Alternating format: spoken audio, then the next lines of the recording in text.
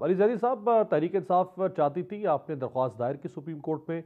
Supreme court ने बिलाखिर आज से समाअत शुरू कर दी है इंतखाबात के मामले पे। आपको क्या लग रहा है कि ये मामला कितनी जल्दी सिमट सकता है?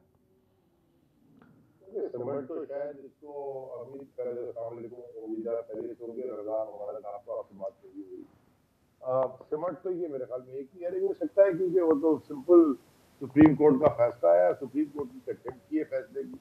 लेकिन आई एम श्योर कि सुप्रीम कोर्ट के ऑनरेबल जजेस जो है वो आई एम श्योर कि वो उनकी भी सुनना चाहेंगे, बट हम एक्सपेक्ट कर रहे हैं कि फैसला जल्दी आए। लेकिन मैं ये समझ रहा हूँ कि इतनी ब्लेटेंटली सुप्रीम कोर्ट के अहकामात को उन्होंने उठा के बाहर फेंक दिया कमरे खिड़की से, तो ये मुल्क जा कैसे रख रहा है? ये आप जरा कोई सोचें कि ये मुल्क किधर जा रहा है।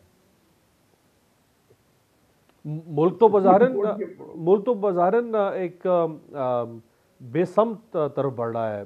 सियासी इस्तेकाम भी नहीं है, मुआशी इस्तेकाम भी नहीं है, मुआशरती तौर पर भी एक हैजान नफसा नफसी नज़र आ रही है। अब इसमें एक फ़रीक आप हैं, एक फ़रीक बहरहाल हुकूमत है, जो बज़ाहिरन दो नज़र आने वाले फ़रीक हैं। तो मामला तो आप दोनों ने ही हल करना है। देखें अमीर खान साहब ने अपनी तकरीर में जो लाहौर की जो जलसा था, रेफरेंडम वाला जलसा नहीं रेफरेंडम था, एक बड़ी इंटरेस्टिंग बात की। और ये यार हम तो कई जमाने से पूछ रहे हैं, लेकिन हम टॉक शोज में आपके साथ भी पूछ रहे हैं, इनके पास कोई सोल्यूशन और है तो बता दो। इमरान खान को कत्ल कर दो, तो इमरान खान को एक्स लगा दो, एलिमिनेट कर दो। ये को बहुत ही कोई अहमकाना किस्म की ईगोइस्टिक एरोगेंट किस्म की ये सोच है, और ये आपको बिल्कुल क्लियर हो गई। पहले तो उस्मा बुखारी वो यानी कि मैं उनको कोई इतना इंटेलेक्चुअली इतना हाईली रेट नहीं करता, उनके साथ एक आध दफा टॉक शो में बैठा हूँ, उनकी जो डिस्कशन होगी, लेकिन उन्होंने बात क्या की थी? देखिए जी, मुशर्रफ जो है ना, वो स्टेट जब चाहती है तो वो एलिमिनेट कैसे करती है। मुशर्रफ जब थे तो बेनजीर कैसे एलिमिनेट होगी? तो खुद तो उस वक्त पीपल्स पार्टी का हिस्सा थी, तो भुट्टो आप कैसे चूंकि एलिमिनेट होगी? एलिमिनेट करने की उसके बात कर रहे हैं, बाद तो तो मैं आपको सुनवा देता हूँ। जैदी साहब, मैं आपको सुनवा देता हूँ। राना सनाउल्लाह साहब ने जो हालिया बयान दिया है, राणा वो सनाउल्लाह की जो बात की है वो तो बिल्कुल ही आप सुनाए। मैं चाहूंगा जरा आप भी सुन लें और हमारे देखने वाले भी सुन लें कि वो बात कितनी खतरनाक दिखाई देती है।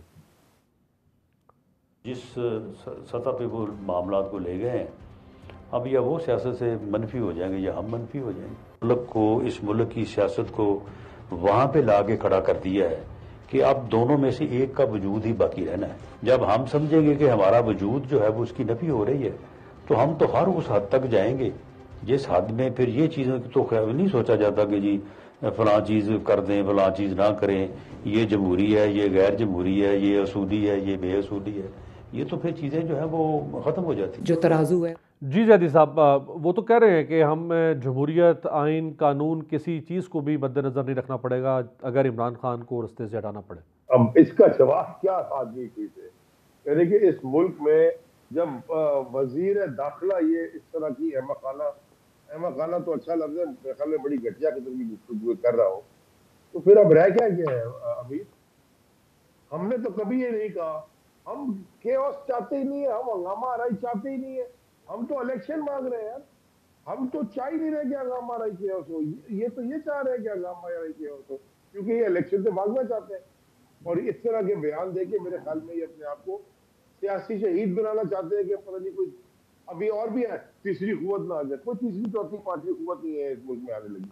आराम से बैठे अपना काम करें, सियासत आपको जैसे जैसे आप हुकूमत में आए आपने वो काम किए नहीं। आपने सारा सुबह से लेकर रात तक आपके और आपके बुजुर्ग का है क्या काम कि जी इमरान खान को बुरा भला कर दो? यानी कि किस किस किस्म की गुफ्तगू फरमाते हैं, किस किस्म के अल्फाज हैं, क्या सोच है, क्या आदमी है इनके मुल्क चलाएंगे?